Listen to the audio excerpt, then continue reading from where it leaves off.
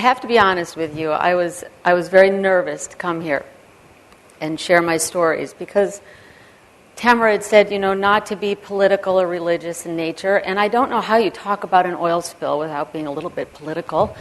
And actually, if you look at those 3 letters, it's very close to 3 letters of the word God. And I think sometimes the oil spill is almost like a God to many people. At least oil. I didn't mean oil spill, but oil. Whether you grow up in a community in the bayou in Louisiana or whether you're in Dubai, I think all of us in some way were impacted by what took place. I would say that oil has probably become an intricate component to each one of our lives. Let me see if I can use this. Okay, there it goes. That's pretty fancy. I had a friend help me with that. Okay. I wouldn't be here today if it wasn't for oil. When I think about all of the different things during the day that I use and have an oil component to them or a petroleum-based product, I wouldn't have brushed my teeth, I wouldn't have combed my hair, I wouldn't have put on cosmetics, I wouldn't have worn deodorant, which wouldn't have been that great. I couldn't have washed my clothes because that's based, the detergents are based with petroleum products. I probably wouldn't have eaten because today with the green revolution and farming, our fertilizers and pesticides and everything else, and the diesel that makes the tractors run and carries all the food to the stores wouldn't be here. Certainly couldn't have driven to the airport, and even more certainly couldn't have flown across the ocean to come here today. And probably this building wouldn't be here, and the wiring inside it, and the tables, and my computer, and this little clicker. And, I think if each one of you were to take just maybe 10 minutes out of your day and started a list, a litany of what is petroleum-based products that you use, it's staggering. It's absolutely astonishing. Okay, so here we go, our little diagram. 5,000 years in that direction, first recorded history of humankind. 5,000 years into the future, and this right here is the episode of fossil fuel. This little point, that's it. Between 90 and 150 million years ago, we had animals and plants that were dying and falling to the bottom of a shallow ocean at that time, and then were covered with algae and rocks. And as soon as it dropped to about 2,000 meters, it started to cook. And it cooked and cooked and cooked. And we came up with what is now the oil rock, carbon infused. And that's where we get our oil today. It's this little spike right there on our timeline. It's not very big. And thus, we introduce Hubbard's Peak, which is basically a bell curve.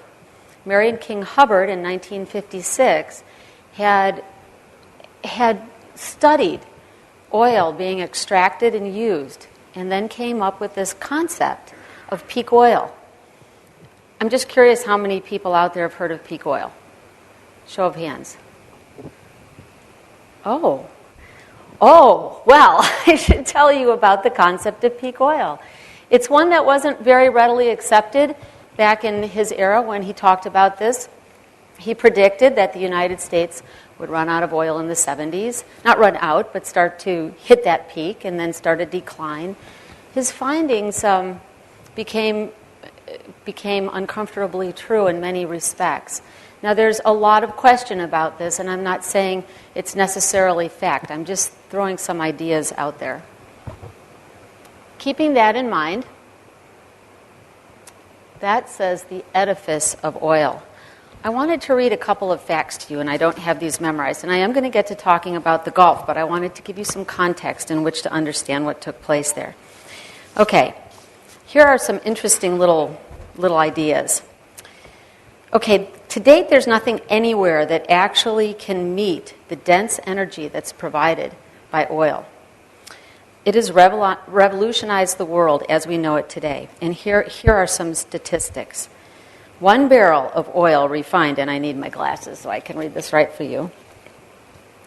1 barrel of refined oil, of which 42 gallons is gasoline, you can buy for a little over $100.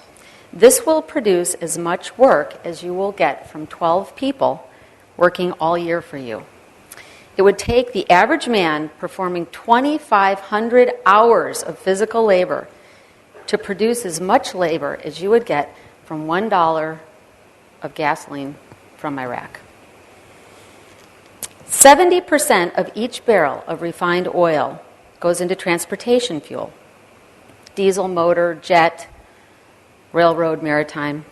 98% of all transportation energy comes from oil. Can you imagine running out of this non-renewable resource and what would happen? Construction of an average car, 7 gallons of oil. 7 gallons of oil goes into one tire. It consumes somewhere between the energy equivalent of 27 to 54 barrels of oil per average car. Average desktop computer consumes 10 times its weight in fossil fuels. A microchip consumes 630 times its weight in fossil fuel construction, and every calorie you eat requires 10 calories of hydrocarbonic energy. Okay, those are just a few little statistics to kind of catch you up on some oil background here. I think Penny talked a lot about population growth. 1.5 billion people before oil was introduced. Now we're at 6.8, with projections at the turn of the century of 9 to 10. Green Revolution had a big effect on this population growth.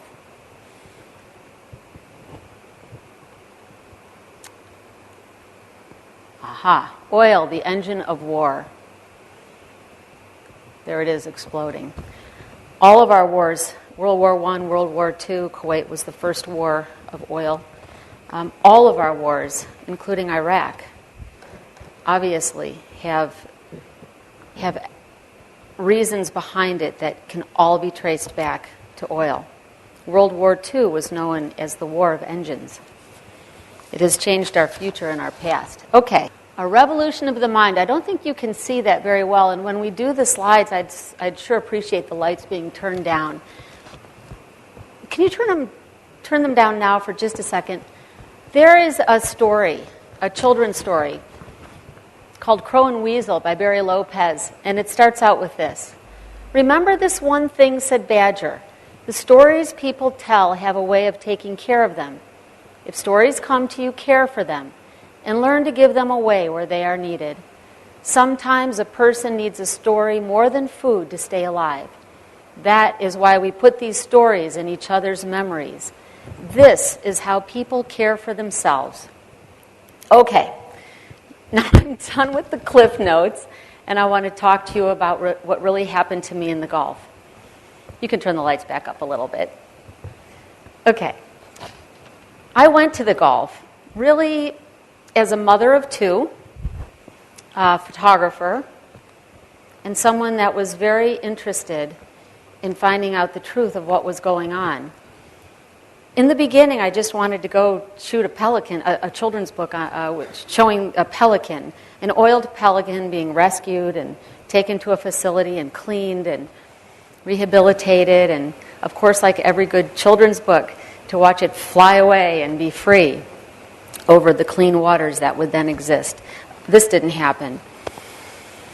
I was asked to come to come along to fly there in a small Cessna that a friend that had a nonprofit was flying. The first thing I encountered was restricted airspace. I was able to open the window up of the plane and take some pictures from above. And I'll tell you, when I first flew over this spill, my heart started to sink because I couldn't quite grasp how this was going to be cleaned up. That was my first impression.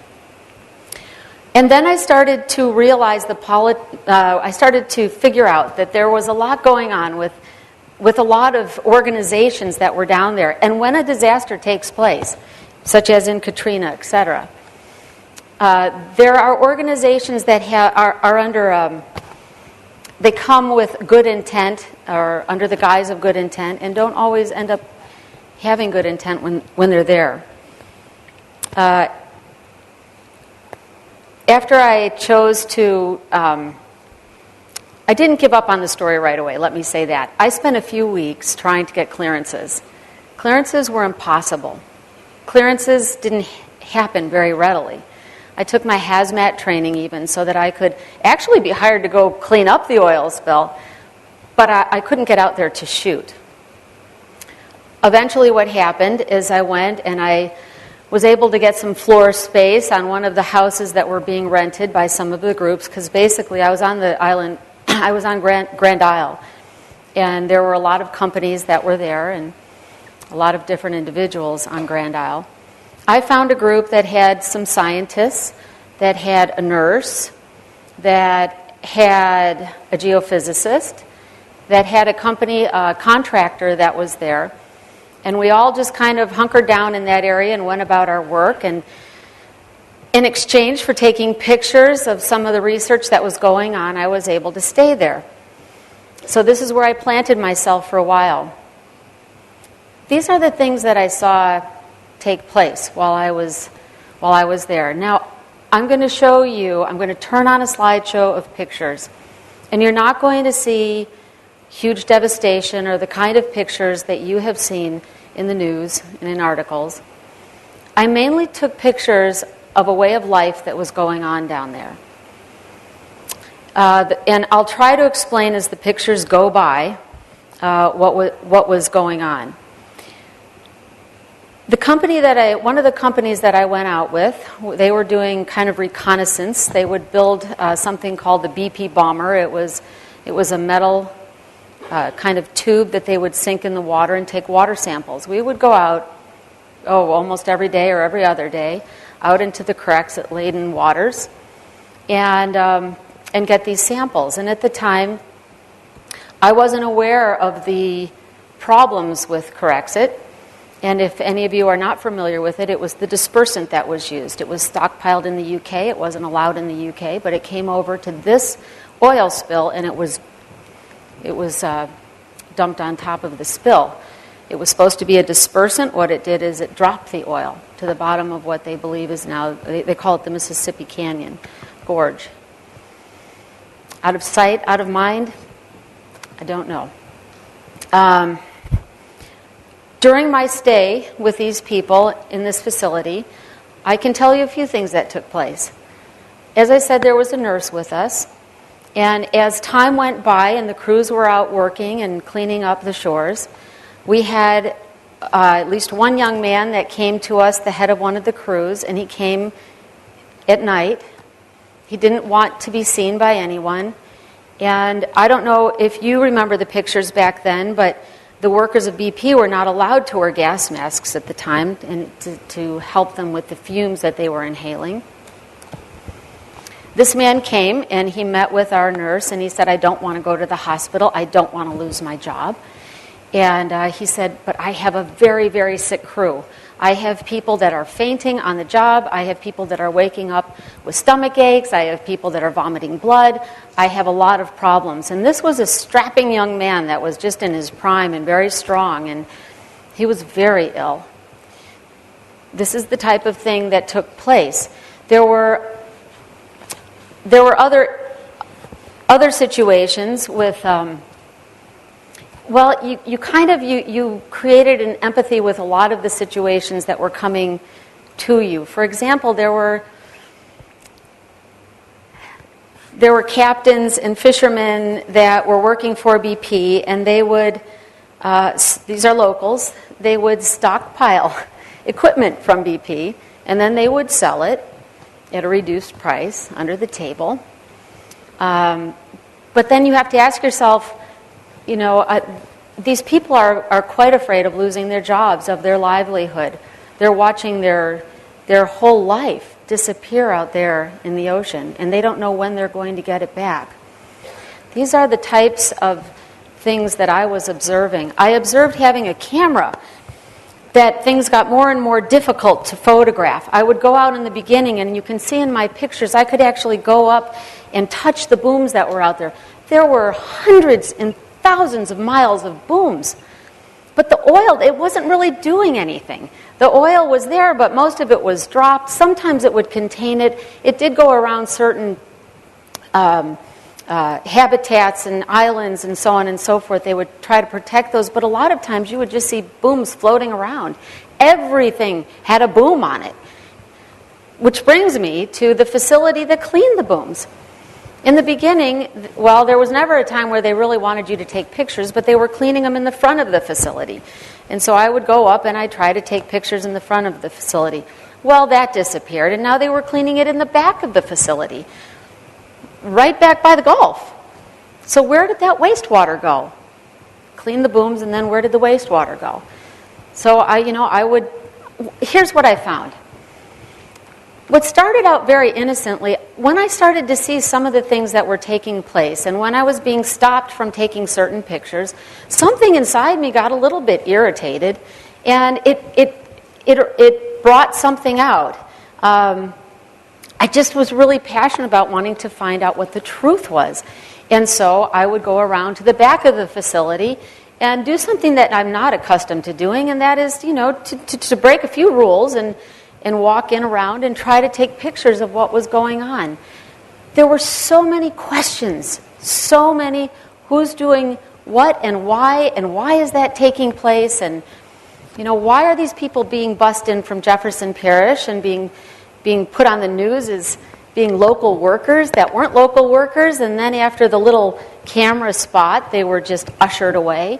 I mean, things like this happened a lot. There was a lot of confusion going on down there, and trying to understand the truth behind it. At one point, we weren't allowed on the water at all because we weren't supposed to be shooting. We were supposed to be 65 feet away from the booms.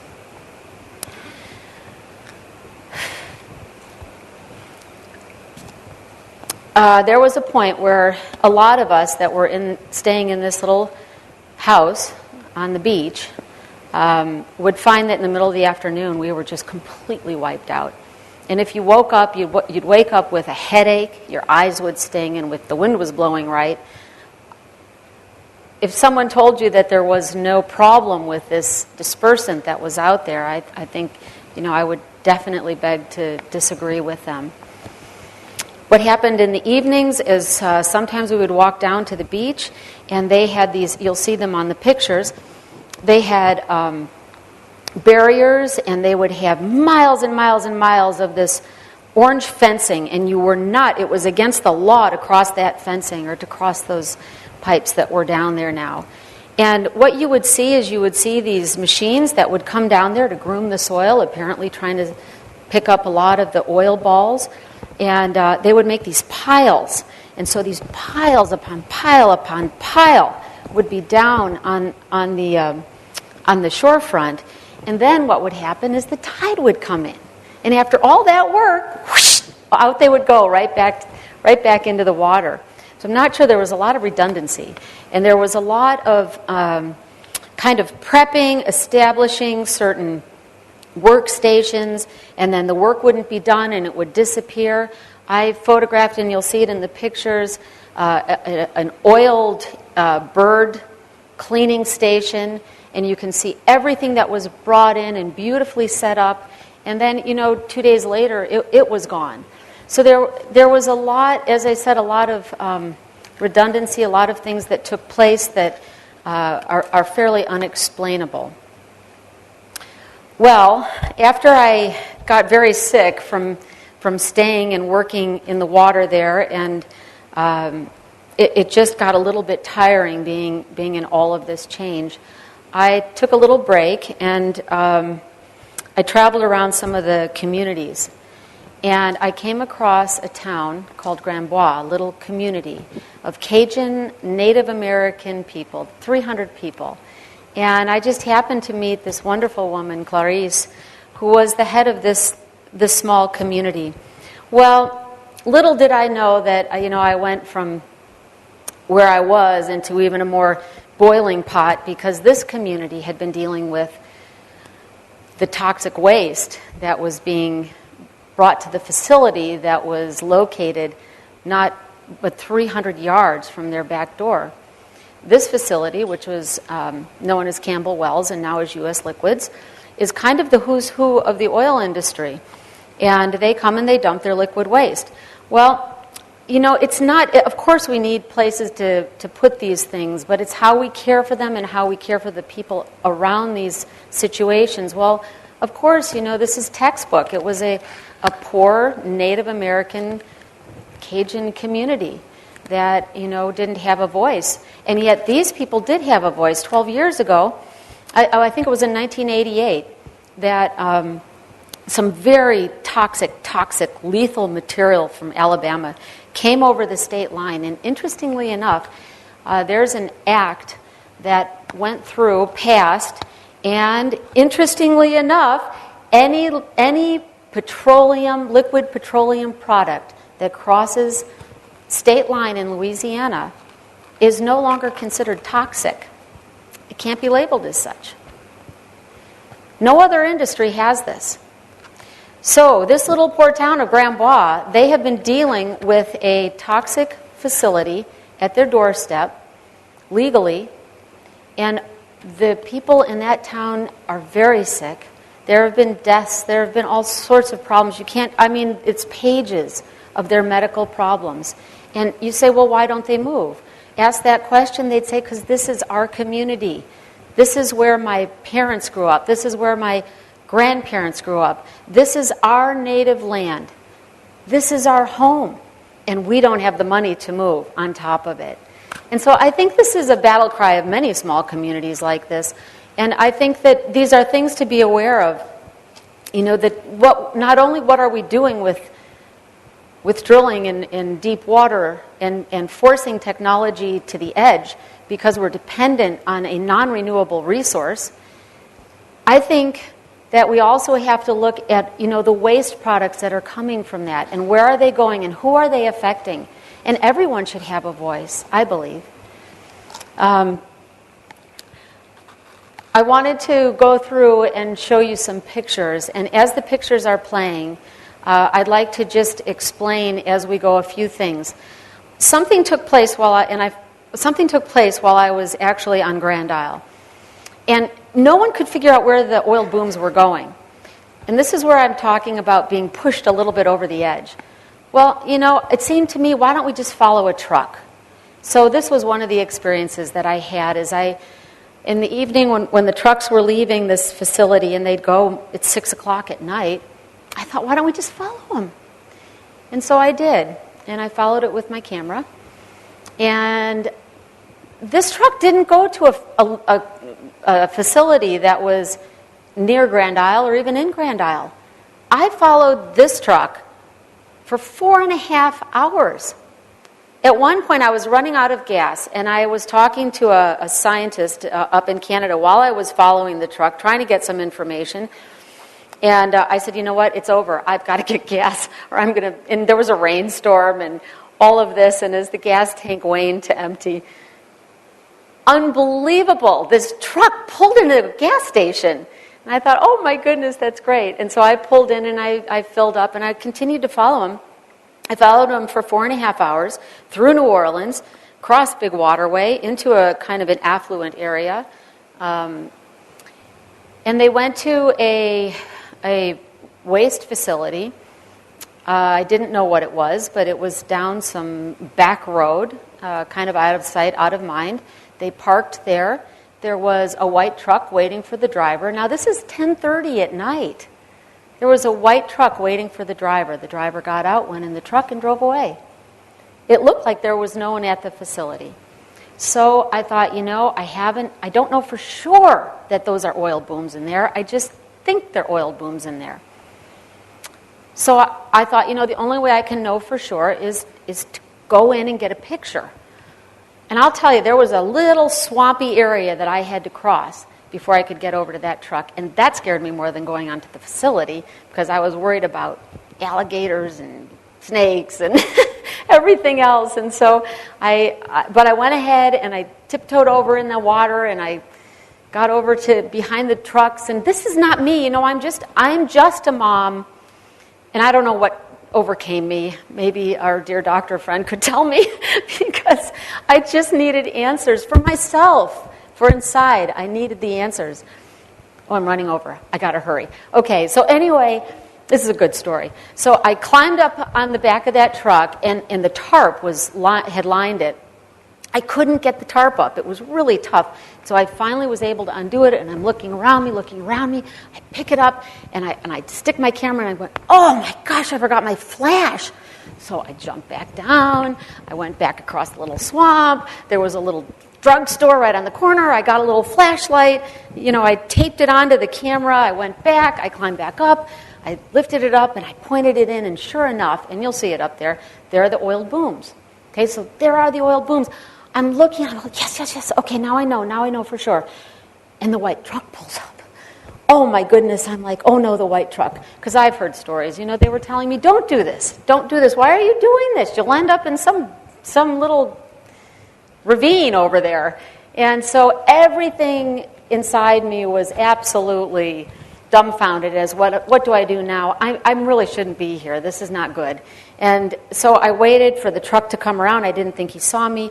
I quietly took my shoes off, and he pulled around just in front, and as he opened the door, I jumped down, and I ran across, and I made it out there okay. It was a little nerve-wracking. But I'm telling you the stories because when you see the pictures, I just wanted you to be aware of some of the things you're going to be looking at. Everything looks fairly ordinary, but I want you to look at the faces of the people of Grand Bois. When I went there, they had this toxic waste facility that was trying to empty cell 11 and fill it full of more waste, which was a very toxic cell there. And I worked with this little community to take some photographs, which you'll see up there, and publish in a paper and say, we are against this, we are going to stop this, and they're going to start fighting again. They had fought 12 years prior, and they lost their case.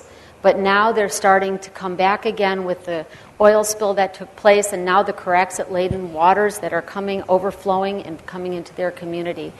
I think the most important thing for all of us, and I'll cap it with this, is that, and I haven't even gotten into the alternative energies and possibilities that we can look to, but I think that we as a whole, as a people, it doesn't matter what country you're from or what your background is, but I think we can be creative and innovative and bold enough to look at our problems with non-renewable resources and to say we can create a change, we can come up with the technology.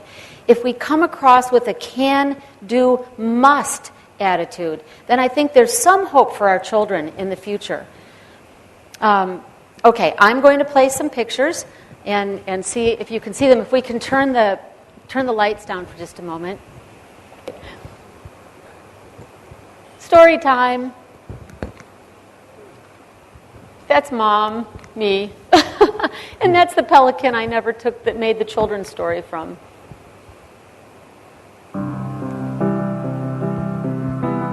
This is as I was flying over for the first time. I hope you can see those fairly well. Miles and miles and miles of oil and dispersant. Even the little plane had to use oil to fill up so we could go shoot. This was the first night there on the shores in Grand Isle. Bags and bags of dispersant, of oil and dispersant. These are some of the booms. Now this is just a litany of boom pictures here. You can see how much oil was around.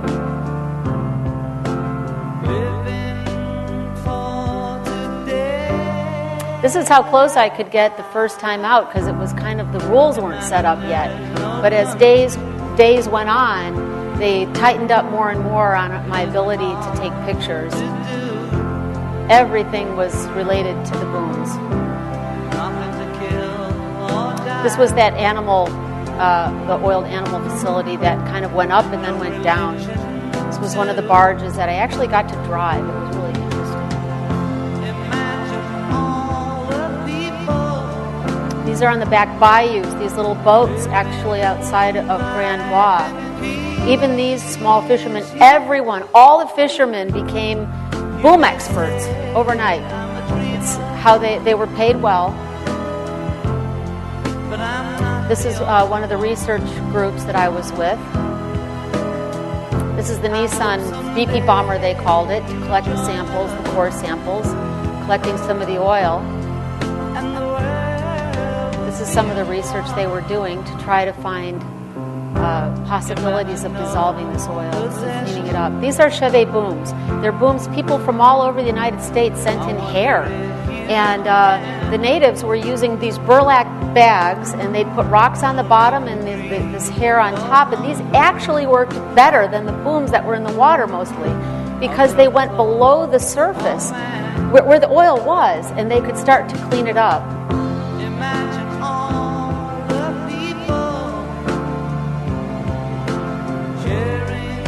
This is in Grand Isle. These are the staging areas. There was so much equipment that was brought in. Payday. I had to actually, this is that truck I told you I was following. And this is the facility it ended up at. And this is when I climbed on it, and those are the oil booms inside. I didn't know at that time that I should be wearing a mask. Oh my goodness, it was really not good. Birds also need to eat, and we're adjusting to the oil booms. This is what I had lesions on my, I had swollen joints and red dots and bruising, and I had blood in my urine and was nauseous and sick. I actually had to take myself to get some medication for the problems I was having. This is some of the signage. This is a little mannequin that they put up with a noose around the neck. And there were a lot of signs about BP. It wasn't just BP.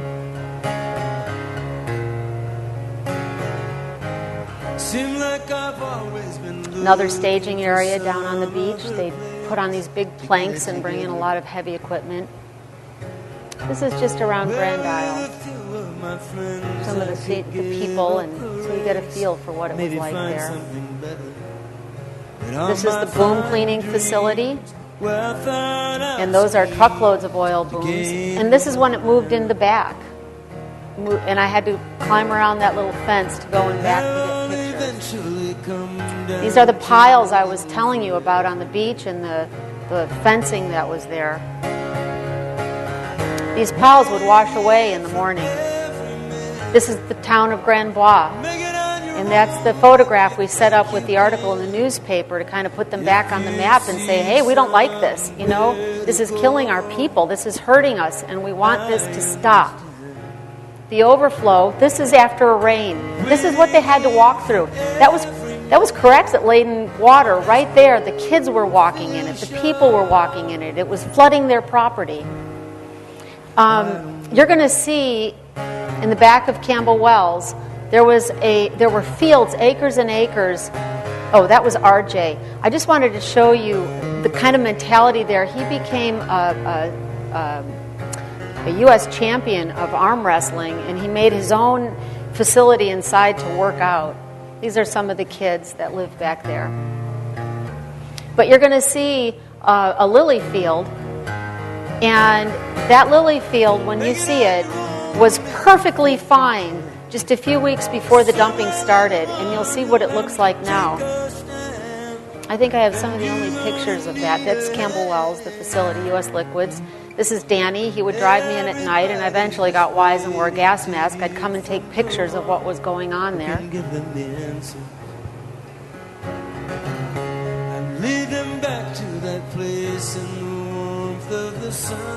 That was one. This is the swamp I had to climb through, and these are the lily pads. But the swamp I had to climb through to get into the back of the facility to try to take some pictures of Cell 11. And this is what happened to him. Long ago I heard someone say something about every man.